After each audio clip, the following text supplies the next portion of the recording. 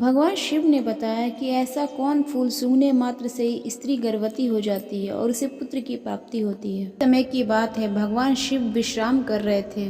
तभी माता पार्वती आकर उन्हीं के समीप बैठ जाती है। तभी माता पार्वती कहती है, हे स्वामी, अब जब मैं आकाश लोक पर आज भ्रमण कर रही थी, तभी मैं पृथ्वी लोक पर एक अत्यंत अद्भुत दृश्य देखी हूँ। कर आज मेरे मन में ममता की मोह उमड़ पड़ी है। दोस्तों, तभी भगवान भोलेनाथ कहते हैं, हे देवी, आज आपने कौन सा पृथ्वी लोक पर दृश्य देख लिया है जिससे आप इतना विचलित हो रही हो। तभी माता पार्वती कहती है, हे प्रभु, एक गांव में आपका बहुत ही सुंदर मंदिर है। मैंने उस मंदिर में बहुत सारे लोगों को आते हुए देखा है। कुछ लोगों के पास तो 4-4 पुत्रियां हैं और कुछ लोगों के पास तो 4-4 पुत्र हैं। तो हे प्रभु, जिन लोगों के पास पुत्र नहीं है, केवल पुत्रियां हैं, वे अपने वंश को बढ़ाने के लिए बहुत ही ज्यादा दुखी हैं। ऐसे में एक माता पिता पुत्र की प्राप्ति के लिए कहाँ कहाँ न जाने भटकते हैं, पूजा पाठ करते हैं, फिर भी उनकी सोनी गोद नहीं भरती। आखिरकार ऐसे माता पिता को, जिनकी बिना पुत्र के गोद सुनी है, ऐसे माता पिता की गोद कैसे भर सकती है और साथ ही किस प्रकार से उन्हें पुत्र की प्राप्ति हो सकती है। हे प्रभु, कृपया आप इसके बारे में मुझे बताएं। तभी भगवान भोलेनाथ कहते हैं, हे देवी पार्वती, आज मैं तुम्हें एक ऐसे फूल के बारे में बताऊंगा जिसके मात्र सूंघने मात्र से ही पुत्र की प्राप्ति हो जाती है। दोस्तों, फिर माता पार्वती कहती है, हे प्रभु, यदि ऐसी बात है, मुझे उस फूल के बारे में जरूर बताएं। वो कौन सा फूल है जिसके सूंघने मात्र से ही पुत्र की प्राप्ति हो जाती है। फिर आगे भगवान से माता पार्वती कहती हैं, हे स्वामी, आप बताएं वो फूल कौन सा है और उसे कैसे प्राप्त किया जाए और उसे किस प्रकार से सूंघना चाहिए। तभी भगवान भोलेनाथ कहते, हे देवी पार्वती, मैं ये सब तुम्हें एक कहानी के माध्यम से समझाऊंगा। सुनने के बाद आपके प्रश्नों का उत्तर मिल जाएंगे। दोस्तों, फिर आगे भगवान भोलेनाथ कहते हैं, इस कथा को जो भी सुनता है वह यह जान जाता है वो कौन सा फूल है जिसको सूंघने मात्र से ही पुत्र की प्राप्ति हो जाती है। तभी माता पार्वती कहती है, हे स्वामी, आप इस कथा को मुझे अति शीघ्र ही सुनाएं, क्योंकि मैं जानना चाहती हूँ आखिरकार वो कौन सा फूल है, उस फूल का क्या नाम है जिसको सूंघने मात्र से ही पुत्र की प्राप्ति हो जाती है। क्योंकि प्रभु, नगर में एक सेठ की पुत्री है जो मेरी बहुत बड़ी भक्त है। वो हमारी तथा आपकी पूजा पाठ हर सोमवार को करती है तथा वो हर सोमवार व्रत भी रहा करती। उसकी शादी भी नहीं हुई है और वह अपने पिता और बहनों की हालत देखते हुए, पुत्र की अभिलाषा रखते हुए काफी वर्षों से परेशान है और उसकी शादी अगर हो जाए तो उसकी मन की मुराद जरूर पूरी हो और उसे पुत्र की प्राप्ति हो। तो है प्रभु, यदि मुझे मालूम हो जाएगा वो कौन सा फूल है जिसको सूंघने मात्र से ही पुत्र की प्राप्ति हो जाती है, तो मैं उसे के पास जाकर उसे बता दूंगी। की पुत्री को मैं ये जरूर बताऊंगी वो कौन सा फूल है जिसको सूंघने मात्र से उसे पुत्र की प्राप्ति होगी। दोस्तों, फिर आगे भगवान भोले बाबा माता पार्वती से कहते हैं, हे देवी, आज आपने स्त्रियों तथा पुरुषों के लिए बहुत ही अत्यंत महत्वपूर्ण प्रश्न किया है। इस प्रश्न में स्त्रियों और पुरुषों को जीवन भर का लाभ छुपा हुआ है। तो हे प्रिय पार्वती, अब मैं उस कथा को सुनाने जा रहा हूँ। आप पूरे ध्यान और मन से सुनना। फिर माता पार्वती कहती है, ठीक है प्रभु, आप सुनाए, मैं पूरे मन और ध्यान से इसे सुनूंगी। फिर भगवान भोले बाबा कथा को सुनाना आरंभ करते हैं और कहते हैं, हे देवी पार्वती, एक समय की बात है, एक किसान था। उसकी 6 बेटी थी और 5 बेटियों की शादी हो चुकी थी। 6वीं बेटी, जो माता पार्वती और शिव जी की उपासक थी, उसकी अभी शादी नहीं हुई थी। और वही जो 5 बेटियों की शादी हो चुकी थी, उन 5 बेटियों की पुत्री थी, किसी को भी पुत्र नहीं था। बात से बहुत ही परेशान था। किसान इस बात से बहुत ही चिंतित रहता था कि अभी तक 5 बेटियों में से किसी को भी पुत्र की प्राप्ति नहीं हुई है। ऐसा लगता है कि 6वीं बेटी को भी कोई पुत्र नहीं होगा। साथ ही किसान के मन में एक विचार और आता था और चिंता में रहता और सोचता, ना मुझे पुत्र की प्राप्ति हुई, ना मेरी 5 बेटियों में से किसी की पुत्र की प्राप्ति हुई। 6वीं बेटी की शादी होने के बाद इसे भी कहीं पुत्र की प्राप्ति ना हो तो मैं संसार में कैसे मुंह दिखाऊंगा। लोग पता नहीं मेरे बारे में क्या सोचेंगे। वहीं जो किसान था, वह जब भी जंगल में जाता तो अपनी मदद के लिए अपनी छोटी बेटी को अपने साथ लेके जाया करता था। एक दिन की बात है, किसान को काम करते करते ज्यादा समय हो गया था और धूप निकल आई थी और गर्मी पड़ने लगी। दिन गर्म हो गया तो किसान ने अपने कपड़े उतार दिए और घास में डाल दिए। जब उसका काम खत्म हो गया तो किसान ने अपनी बेटी से अपने कपड़े लाने के लिए कहा। जैसे ही किसान की बेटी उसके कपड़े लाने के लिए घास के पास पहुंची तो उसने क्या देखा, वहाँ पे एक नाग पड़ा हुआ है। वो नाग को उठाना नहीं चाहती थी, इसीलिए वो अपने पिता के पास वापस चली आई और उससे पूछा उसे क्या करना चाहिए। वही किसान ने अपनी बेटी की बात सुनकर उससे कहा, तुम उस नाग से ना डरो और जाकर मेरे कपड़े लेकर आओ। और ऐसा कह करके किसान अपने घर को चला गया। दोस्तों फिर आगे भगवान भोलेनाथ माता पार्वती से कहते हैं, हे देवी पार्वती। फिर उसकी बेटी भी किसान के पीछे पीछे घर आ गई। अगले दिन बेटी को फिर से जंगल में जाना था। पिताजी आप परेशान ना होइए, आप नागों को दूर फेंकने के लिए कहती है। अगर मैं नागों को दूर फेंक दूंगी तो उसे चोट लग जाएगी। किसान की बेटी मन ही मन उस नाग का मदद करना चाहती थी। वहीं अपनी छोटी बेटी की बात सुन करके किसान ने कहा, मुझे नहीं पता, मेरे कपड़े लाकर दो, आगे तुम जानो उस नाग के साथ तुम्हें कैसा व्यवहार करना है।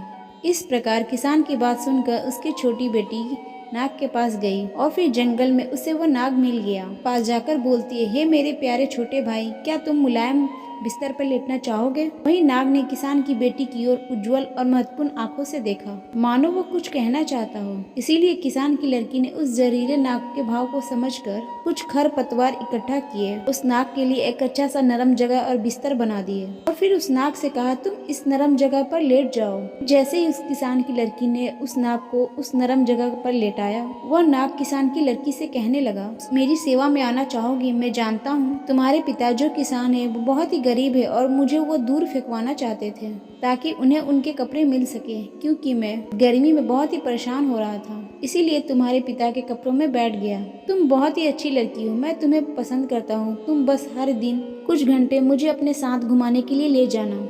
इसके लिए मैं तुम्हें रोजाना बहुत सारा धन दूंगा, मजदूरी और खाना पीना भी दूंगा। यदि तुम 3 वर्ष तक ऐसा करो तो मैं जादू से छुटकारा पालूंगा, क्योंकि मैं एक जादुई राजकुमार हूँ। और फिर मैं राजकुमार बनते ही यानी अपने असली रूप में आते ही मैं तुम्हारे साथ में विवाह भी कर लूंगा। फिर आगे भगवान भोले बाबा कहते हैं, हे देवी। वही नाग की बात सुन करके लड़की तैयार हो गई। लड़की ने कहा, मैं आपकी सेवा करने के लिए तैयार हूँ, आप जैसा कह रहे हैं मैं वैसा ही करूँगी। तो फिर नाग ने कहा, तुम कल इसी समय पे यहाँ आ जाना। और फिर वो अपना वचन देकर अपने पिता के कपड़े लेकर घर को चली जाती है और वहीं रात को खाना खाने के बाद सो गई।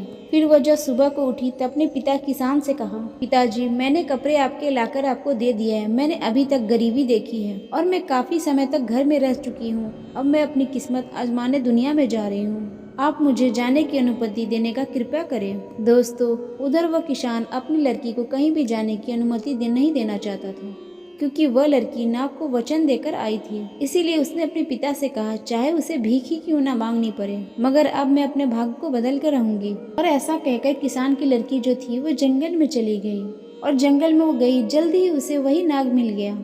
फिर वह उसके आने से बहुत ही ज्यादा प्रसन्न हुआ और नाग ने उससे कहा, अगर तुम आ गई हो तो मुझे तुरंत घुमाने के लिए इधर उधर ले चलो।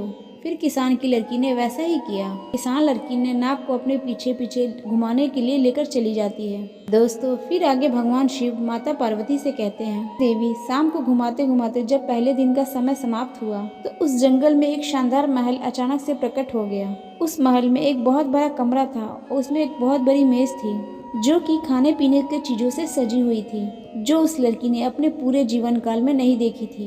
फिर तो किसान की लड़की ने भरपेट खाना खाया और फिर बिस्तर पर चली गई और फिर रोजाना 1-2 घंटे उस नाग को अपने पास रखती थी और फिर महल में जाती थी, जहाँ उसके लिए सब कुछ तैयार मिलता था और जहाँ पर उसके लिए शानदार व्यवस्था की जाती थी। दोस्तों फिर आगे भगवान भोले बाबा माता पार्वती को कथा सुनाते हुए कहते हैं, हे देवी। इस प्रकार धीरे धीरे 1 वर्ष बीत जाने के बाद किसान की लड़की ने उस नाग से अपने पिता के मिलने के लिए कहा। तो नाग ने कहा, तुम्हारी इच्छा अपने पिताजी से मिलने की है तो जाओ मिल आओ और अगले दिन वापस लौट आना। और फिर नाग इस शर्त पर सहमत हुआ कि वह तुरंत लौट आएगी। इस प्रकार किसान की लड़की ने अपनी बहनों के लिए सोना और कीमती चीजें ले ली और अपने घर चली आई। जब वे अपने खजाने के साथ अपने पिता के पास पहुंची तो उसके पिता और उसकी बहन जानना चाहती थी यह सारा सामान उसे कहां से मिला है और इसका मालिक कौन है। लेकिन उस लड़की ने ऐसा कुछ नहीं बताया, क्योंकि नागराज ने उसे बताने को मना किया था। यहाँ तक कि किसान और उसकी 5 बेटियों ने उसे बहुत ही मारा पीटा, परंतु उसने कुछ नहीं कहा। वहीं अगले दिन वो लड़की उस नाग के पास वापस चली जाती है और फिर वो लड़की हर दिन नाग को 1 या 2 घंटे घुमाने लेके जाया करती थी।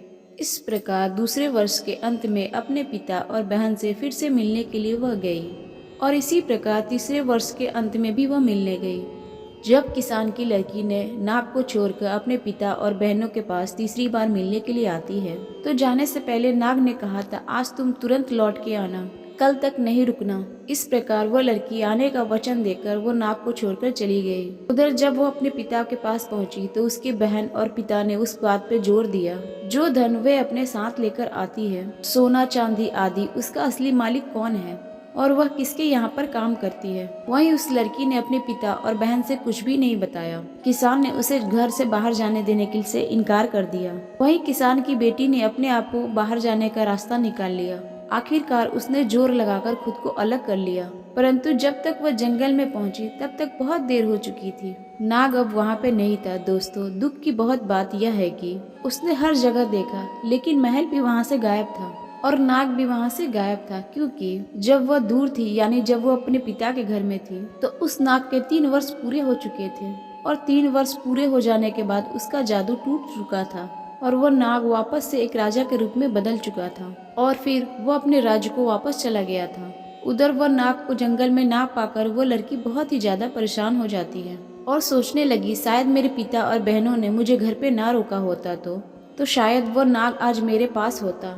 फिर क्या था, उस लड़की ने उस नाग को दुनिया भर में खोजने का फैसला किया और वह ढूंढते ढूंढते एक झोपड़ी के पास जा पहुंची, जहाँ पे एक बूढ़ी औरत रहती थी। फिर उसने रात के लिए आश्रय मांगा और बुढ़िया को सारी बात बताई। फिर बुढ़िया ने उसे मितवत होकर स्वागत किया और फिर अगले दिन उस बुढ़िया ने उसे 3 सेव दिए और उसे बताया कि पहले सेव में सोने की चकली है और दूसरे सेव में सोने की सूत है और तीसरे सेव में एक सुनहरा चरखा है। और फिर उसे बताया कि वह सबसे पहले किसे मिलेगी और उसे क्या करना होगा जिससे वह राजा तक जा पहुँचे।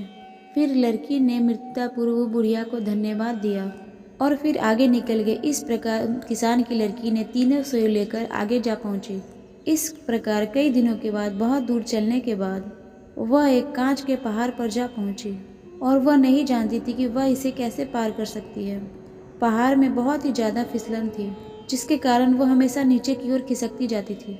अंत में उसे कुछ ही दूरी पर एक लोहार दिखाई दिया और उसके पास गई और उसने अपने हाथों और पैरों में घोड़े की नाल बांध ली और पहाड़ पर चढ़ गई। इस प्रकार पहाड़ को पार करने के बाद उसे एक महान नगर दिखाई दिया।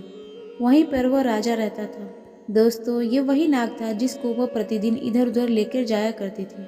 इधर वो राजा जो था पहले से शादीशुदा था। उसकी एक खूबसूरत पत्नी थी। ज़्यादा समय हो जाने के कारण वह राजा जब नाग से राजा में बदल गया और फिर वह किसान की लड़की को भूल गया और नाग से बने राजा को कोई भी संतान नहीं थी। मगर उसकी जो रानी थी वह पूरी संपत्ति अपने पूरे परिवार को दिलवाना चाहती थी, क्योंकि उसे राजा से ज़्यादा उसके अपने घर परिवार में ज़्यादा मोह था। इधर राजा पुत्र के न होने से बहुत ही ज़्यादा चिंतित था। फिर दोस्तों, भगवान भोले बाबा आगे माता पार्वती से कहते हैं, हे देवी, एक दाई भैंस बदलकर महल के अंदर चली गई और रानी से काम करने के लिए गुहार लगाने लगी। वहीं रानी ने यह सोच करके उसे काम दे दिया, यह सूत काटने वाली है और रोजाना हमारे महल में रहकर मखमल जैसे सोफा का सूत काट दिया करेगी। इस प्रकार किसान की लड़की ने जब पहले दिन वाला सेव खोला जो बूढ़ी औरत ने उसे दिया था, उसमें से सोने की तकली निकली। जब रानी ने उस तकली को देखा तो उसे बहुत ही ज्यादा पसंद आया। रानी ने किसान की लड़की से कहा, मैं इसे खरीदना चाहती हूँ। तो किसान की लड़की ने रानी से कहा, नहीं नहीं, ये बिक्री के लिए नहीं है, लेकिन आप एक रात के लिए राजा के साथ सोने दोगी तो यह तकली मैं आपको दे दूंगी। वही सोने की तकली रानी को बहुत ही ज़्यादा पसंद थी, इसीलिए रानी ने सोचा और वादा किया, ठीक है, मुझे तुम ये तकली दे दो, आज रात को राजा के पास मैं तुम्हें सोने की अनुमति दे दूंगी। फिर क्या था दोस्तों, जैसे ही रात हुई रानी ने राजा को नींद की दवा दे दी और इस प्रकार राजा जो था गहरी नींद में सो गया। फिर राजा के सो जाने के बाद शयन कक्ष में वह किसान की लड़की को रानी लेकर गई। फिर क्या था, किसान की लड़की राजा के पास जाकर बैठ जाती है और फूट फूट कर रोने लगती है। मुझे पता है कि कृतज्ञ दुनिया का चलन है। उसने कहा कि 3 साल तक मैं तुम्हें नाग के रूप में खोज रही थी। तुम्हारे कारण मुझे अपने पिता और बहनों से मार और कठोर शब्द मिले। कांच के पहाड़ पर चढ़ने के लिए मेरे हाथों और घुटनों में घोड़े की नाल बांधी गई और अब तुम सब कुछ भूल गए हो कि आपने मुझसे शादी का वादा किया था और यहाँ पर तो आप अपनी पत्नी के साथ सुखपूर्वक जीवन बिता रहे हो। राजा तो नींद में था, क्योंकि रानी ने उसे नींद की दवा खिला रखी थी ताकि वह किसान की लड़की से बात ना कर सके। मगर वह किसान की लड़की को तो ना पता था कि इसने दवा खा रखी है और वह किसान की लड़की अपने बात बोलती गई।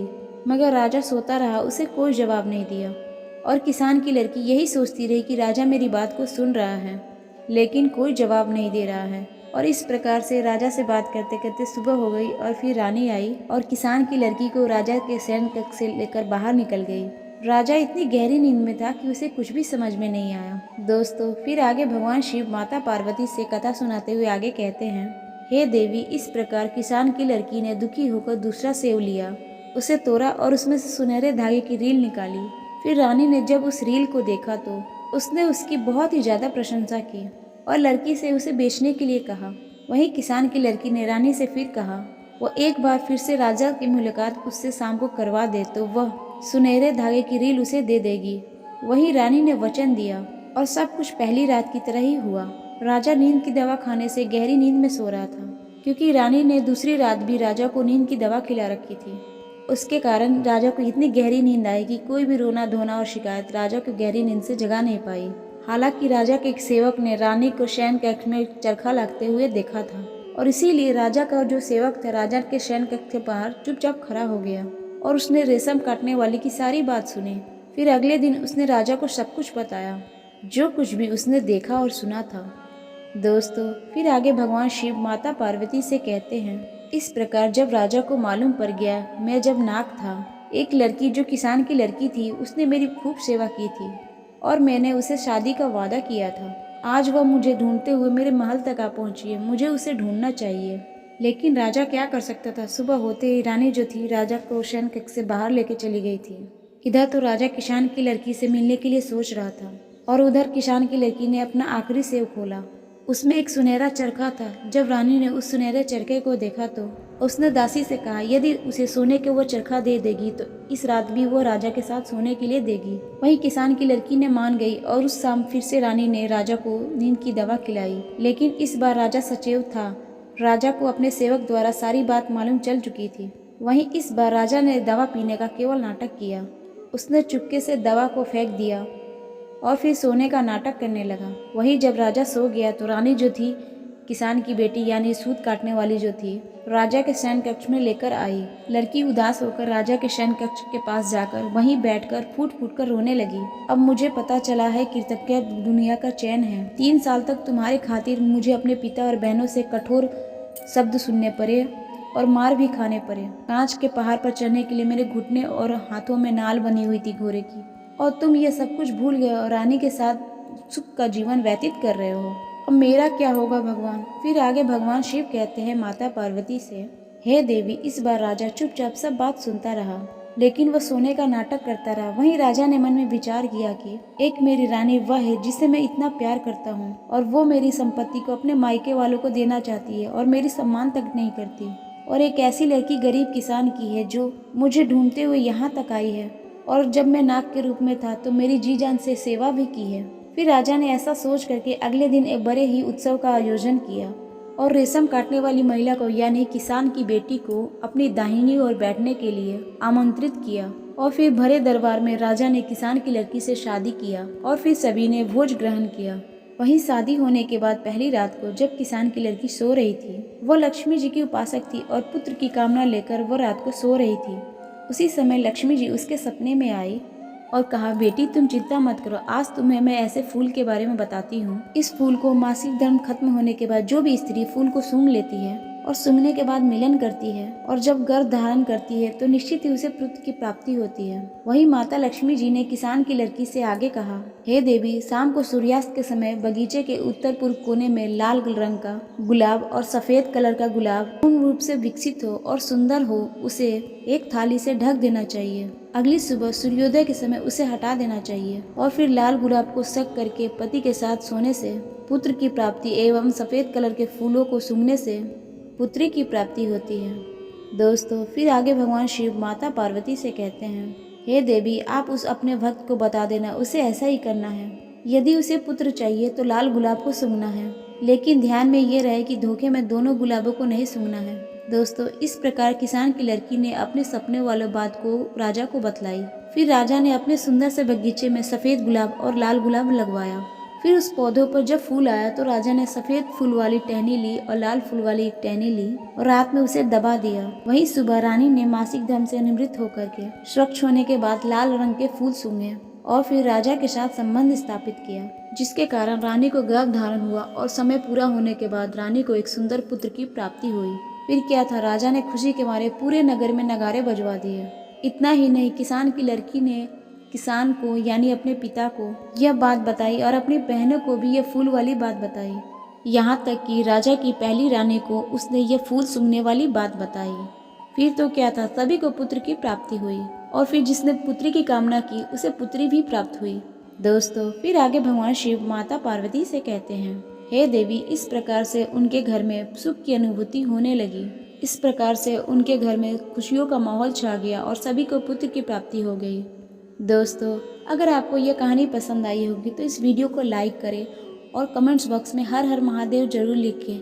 फिर मिलते हैं आपके अपने चैनल हिताई भक्ति में नए वीडियो नए विषय के साथ। नमस्कार।